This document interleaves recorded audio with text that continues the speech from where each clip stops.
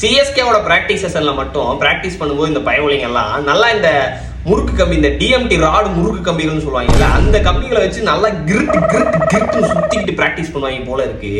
தினமும் ஒருத்தருக்கு இன்ஜூர் வருது. 5 நிமிஷத்துக்கு ஒரு தடவை இன்ஜூர் போஸ்ட் போடுறாங்க.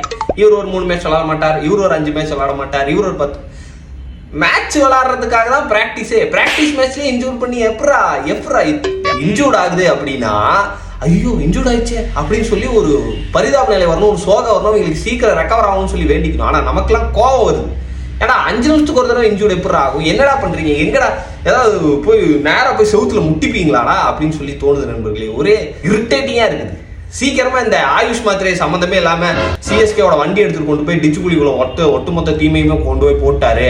அதனால இனிமே இந்த சிஎஸ்கேவோட டீம்ல இருக்க எல்லாருமே இன்ஜூர்டு. புதுசா வந்து பிளான் பி போட போறோம், இன்னொரு டீம் ஆட போறாங்கன்னு சொல்ல போறாங்கன்னு நினைக்கிறேன். ஏன்டா இரிட்டேட் பண்றீங்க? கம்மன் வந்து மேட்ச் ஆடுங்கடா. இவ்வளவு இன்ஜூர்ட் ஆயும் கூட இன்னைக்கான மேட்சை நீ ஜெயிச்சிட்ட.